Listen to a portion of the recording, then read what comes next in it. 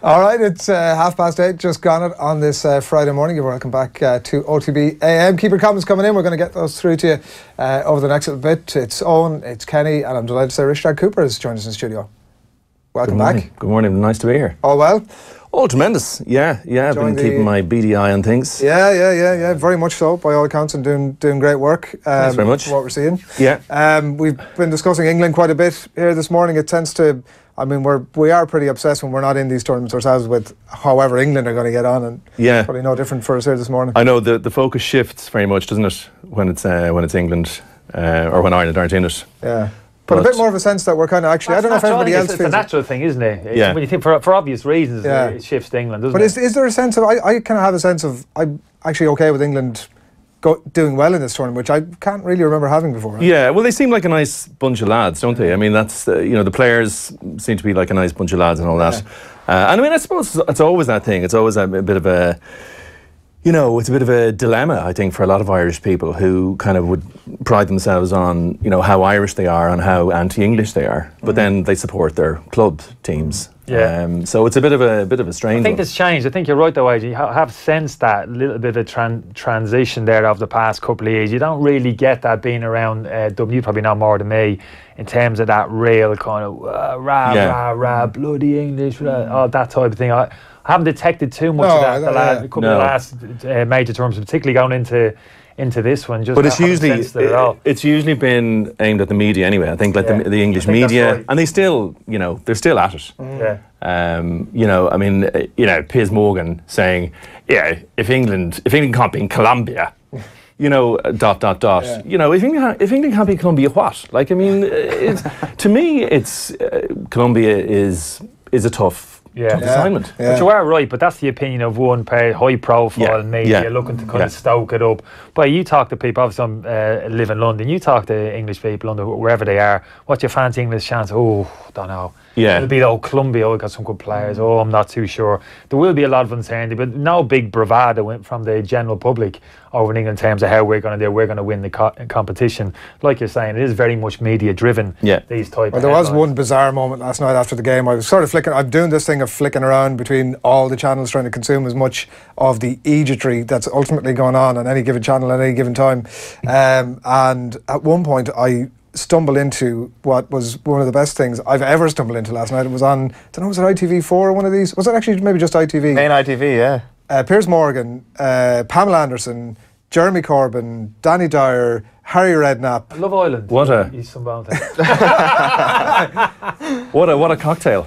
It was incredible. Actually, Danny Dyer, I hadn't realised at the time, but the Danny Dyer clip has gone viral. We're going to just take a quick look at it here.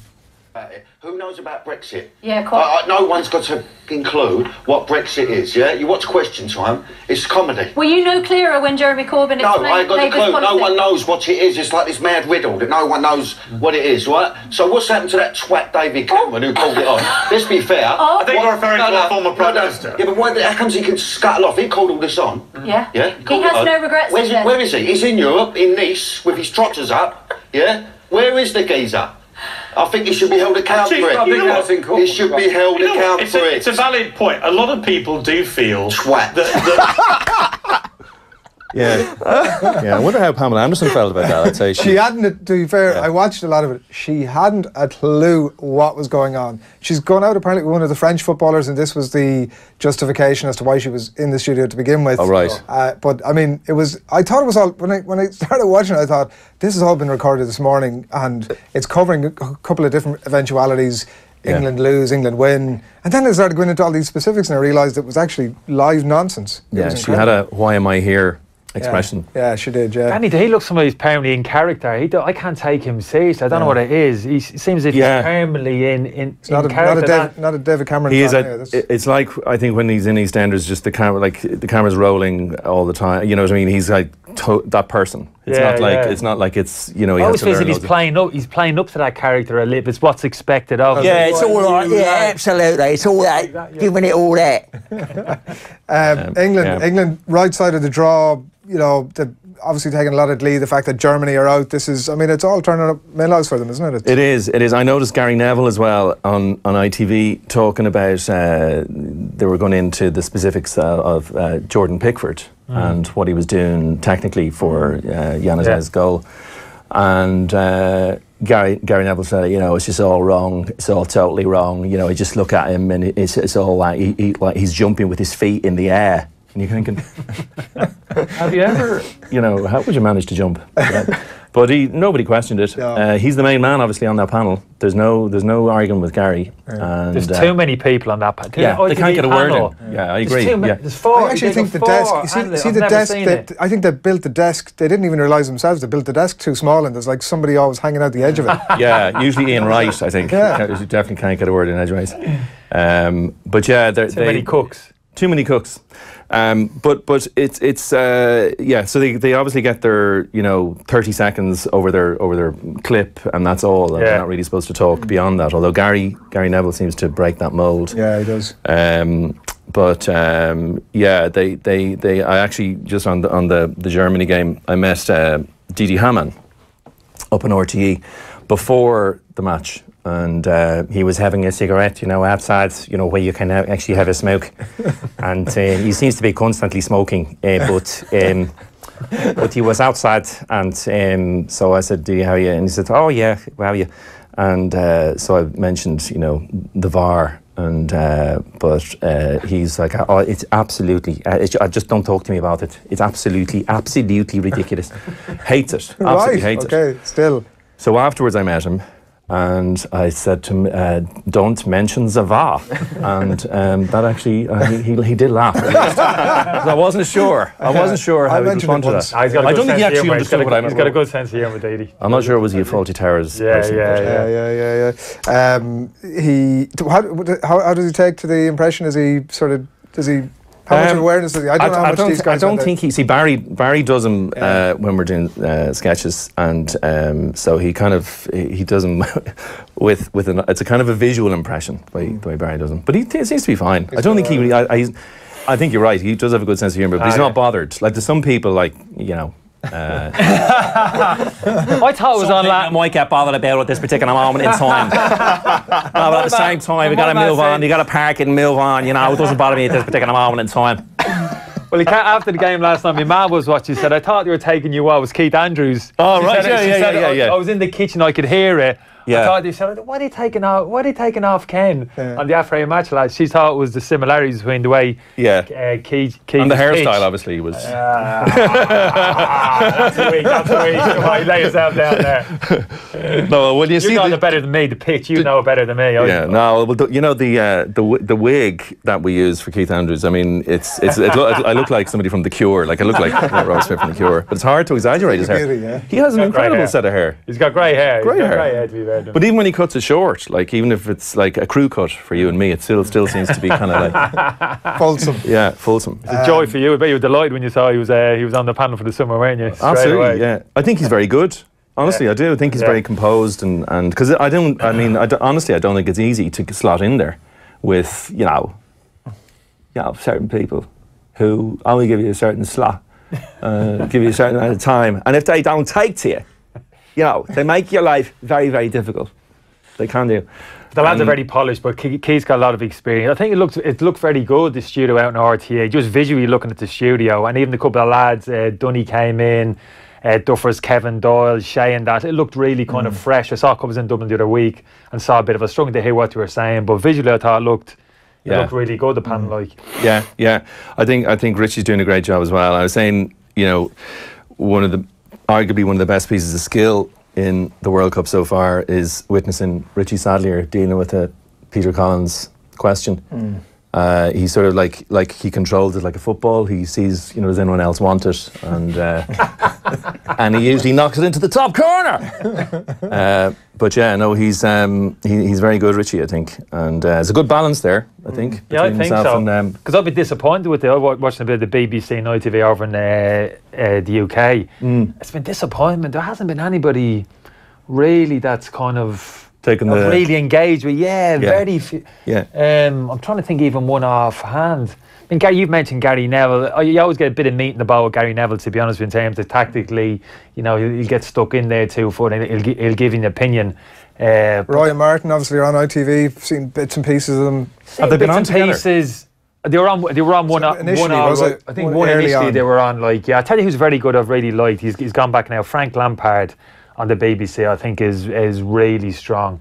Again, kind of a lot of detail, but doesn't really throw it in your face. You know what I mean? Just a nice man that carries himself very well and very astute in terms of what he has to say. Like a good eye for the game as well. So I've actually quite enjoyed him, but he'd probably be the exception. It's been a bit like the ITV panel is just too much. Well, it's very hard as well. I think for them. I mean, whatever. It's one of the things I've always thought about the RT panel is that they're not really too concerned about saying whatever they want about particularly players that are based in England, because they don't have to meet them and they don't have to meet their agents and all that sort of stuff. So whereas BBC panel, I mean, I just think the BBC panel are, they effectively don't really get into any detail. It's all a bit of a wash. And no real kind of debate. You don't really get that real debate. A few kind of throwaway comments and take the mick of, throwaway comments at each other, but nobody really engages. It's a tricky one for Mark Lawrenson as well, because like he's been, obviously a co-com for a long time and been on the panel for a long time, but his biggest dilemma is like, do I call England we or they? And he was saying, I think there's absolutely no doubt about it. The best set pieces so far in this World Cup are from England. They've had the most results from set pieces. Absolutely no question about that. But I mean, you're thinking, the defences they've been up against. Panama, Tunisia. That's true. It's true. Ranked 50, 55. They have done the work outside. You can see, you can actually. I wouldn't necessarily agree with that, Kenny. No, I know. Yeah, I mean, it's so important. They try out to present load of stats, goals scored, set pieces, and the whole shebang. So it is kind of relevant, and you can see it. You can see set pieces, corner kicks that actually worked on the training pitch.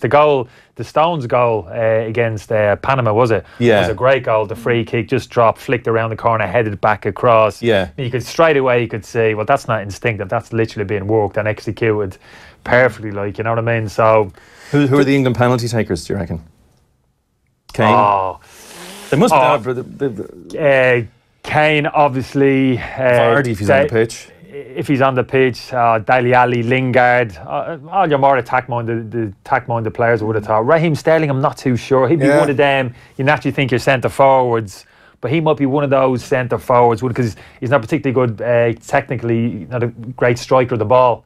So he'd be Trent Alexander-Arnold was taking one of the free kicks last night. I don't know if he's on the pitch. The likes of Harry Maguire wouldn't surprise me in terms of Cole Walker, even those types. Henderson would probably step up. Jordan Henderson will miss one. Captain. He'll definitely miss. Modern day Gareth Southgate, will he? Dele Alli will try to head his, I'd say. The big thing with watching some of the UK, they're trying to, the excitement levels, it's like you've said about the sort of lower ranked teams and they're thumping them, but just trying to keep a bit of a lid almost on, trying to get too far ahead of ourselves here almost is their biggest challenge, isn't it? Yeah, absolutely. But it is, but like it's the level. I mean, I mentioned this to Joe as well. The level of scrutiny the players are under at every moment in time, it's quite extraordinary. Do you know what I mean? Sorry, Kenny. But just phrase came to me. But it is like, and it's Sky Sports, as Harry Kane has been spotted, applying sun cream to his face, increasing speculations that he may be about to sunbathe. It's that sort of level. I mean, it's just ridiculous. But the players invite that as well, I think. The age of social media that we're in, the players really kind of engage with that and encourage it and really open themselves up to that type of thing as well. And they're putting themselves out there. I think the managers almost been interesting how Southgate has approached it. Managers previously would have been, right, lads, that's distance between ourselves and the media. And he's invited them all to play darts and pool and all that stuff. Exactly. But really kind of, really trying to bring everybody together. Interesting is the approach Southgate. He's got a huge amount of plaudits now. Prior to the game last night, he could do no wrong, really. He's absolute royalty, Gareth Southgate. But it'd be interesting if that dynamic changes. Obviously, results turn as it always does. Kenny, what do you think of Gareth Southgate's performance? Are you sort of happy enough with how he's going along, or what do you think? Are you asking me that? Yeah. I wouldn't necessarily agree with that at this particular moment. So I think he's a bit overrated, and I think his nose is too big. we mentioned Harry Kane. We do want to take a clip of it's Barry Davies and it's Harry Kane. It's a great combination. Take a look. England with one last throw of the dice, and Dele Alli with a lovely first-time ball to Sterling, who beats one and beats another, and crosses the ball into Harry Kane, who's in some space. Harry Kane for England. Oh my word, he's done it! Harry Kane has won the World Cup for England, and look at his face. Just look at his face.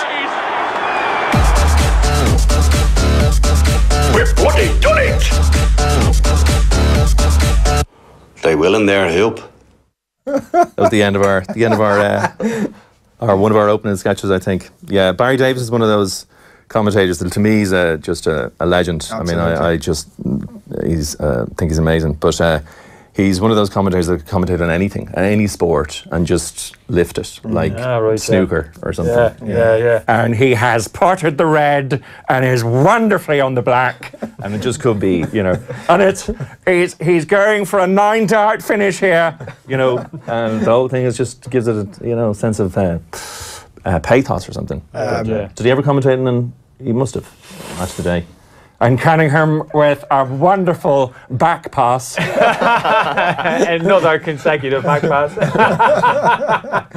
That would have been a big test. That would have been a huge test for Barry. Yeah. Before we wrap up, I must compliment you. I was watching some of the nostalgia pieces are on at the minute, and the current stuff is clearly outstanding. That's not my point, but some of the older stuff's been rerun. There was the Ireland v Holland game was on the other night.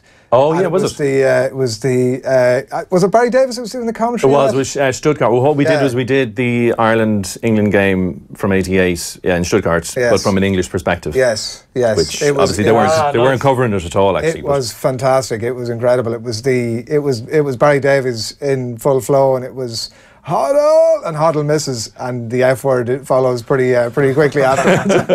Yeah, it's kind of like what they might say if they were let loose, if they were allowed to say certain things. It was good. It was good fun doing that one. I think we're all getting a bit sort of already. The withdrawal symptoms have almost kicked in a little bit. Risteárd, I don't know what I'm driving to Clonakilty to do an après match gig. That's all I know. Well, that's a good way to fill your day. Yeah. Not cycling, driving. No, I'm not cycling. I'm doing the Leinster Loop. Thanks, Kenny. Thanks. He was bragging he cycled in this morning. When I tried to pin him down exactly where he'd cycled from, eventually he had to admit he'd only cycled in from Ranelagh. What are we talking? What's after? Max, I'd say. All those kilometres count, you know. Barely got through the gears. He had to stop again. I'll tell you, that was after a bruised backside from yesterday. It's all downhill as well. It's all downhill from Ranelagh down here, isn't it? Grafton Street. What are you thinking? We might be, if we have the graphic, we might take a quick look at get both your sort of predictions for the quarterfinals and how you see them going. We might just take a quick look at the brackets, as John was correctly referring to them earlier on. What are you thinking, lads, in terms of how these are out? I'll go. I'll let Kenny go, and then I'll disagree with them. I'm going to have to look in the paper. I can't even see the teams. I can't even see the teams Here, up there. That's Belgium against Japan. You've only put the flags up there. If you haven't put the names up there. Look, have a look at that. Is that part of the test, is it? Is that bloody hell? Belgium, Brazil, you'd have to say. With that, let's reference that. Belgium. I think Uruguay, Portugal. That's a tough one to call, isn't it? Yeah. I would say Uruguay. Yeah. Personally, I've them in the office sweep, so good call. Yeah. I think Colombia are going to beat England. Ooh, controversial. You think, Kenny, do you go with that? No. Okay. No, England to win. Okay. Sweden or Switzerland? Another one. It's hard to really. It's sort of who cares almost. Yeah. That, Switzerland, I would say. I'd like to see Sweden win that one. I'd say that people in the north of Ireland are thinking that could have been us there, only for that refereeing decision there in November. And I can't remember what's the last one. Brazil, Mexico. You got Brazil, Mexico, is it? That's got to be Brazil. Spain, Russia. You'd hope Spain. Croatia, Denmark. Croatia, you'd fancy, wouldn't you? I think Denmark could be dark horses personally. But, Saturday's a great day. France, Argentina would be a crackerjack of a game, I think. And obviously Uruguay, Portugal. That's a great swing of fixtures there. And my great insider knowledge would lead me to predict that one of those teams will win it. The quarterfinals. The last 16. That's a reasonable. I think France. I'm expecting a bit from France. They've got a couple of gears. They haven't been at their best. I'm expecting a. Yeah. I'm expecting. Be good to see a team that hasn't won it before winning it, wouldn't it? I'd love to see Belgium doing it. I actually don't go with that at all. Yeah? I have to say, the Greece winning the Euros, it's one of the worst outcomes that's ever happened at American but they weren't a good team, Adrian. But my point is, right, I actually want to see the best teams reach. To a point, I'm happy enough with a sort of a bit of an upset here or there in the group stages. The best team reach the best team wins the competition. Adrian, it's as simple as that. Greece, I don't know what you mean by the best teams. I think they were. I don't even know what that means. The best teams. Greece in 2000, wasn't it? Yeah. Wasn't it? Yeah. 04.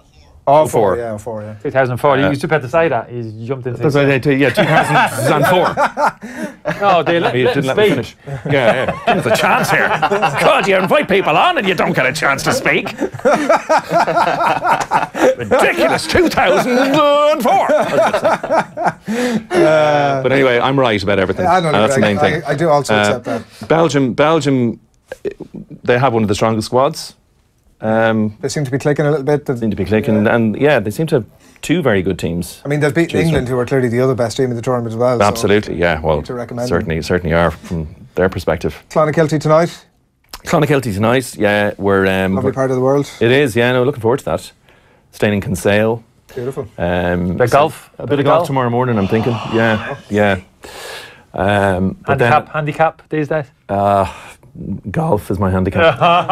Non-committal, dangerous. Kenny's gotten full in on the golf in the last few months, hasn't he, Kenny? I've just put the clubs down for a couple of years. Just the last 6 weeks or so, I've been out with Kev. We went out for a couple of rounds of golf in Dublin. Really enjoyed it. Yeah. I've really missed it. Surprised how much. Just out, hitting a few balls. Sun was out. Yeah. It's nothing better, is that? No, it's brilliant. It's lovely to get. I mean, I'm one of those players that I actually get better the less I play, because I don't put any pressure on it. If you're playing regularly, you kind of your expectation levels rise. But I keep mine at a very healthy low level. Low level. Well, look, enjoy the cycle down to Clonakilty later on. Yeah, cheers. Thanks. If you make it, we'll see you hopefully maybe next week at some point. I'm sure. I believe I'm coming in again. Yeah. Very good. Thanks, Risteárd. Thanks a lot for that. Thanks, Adrian. And Kenny for the minute as well.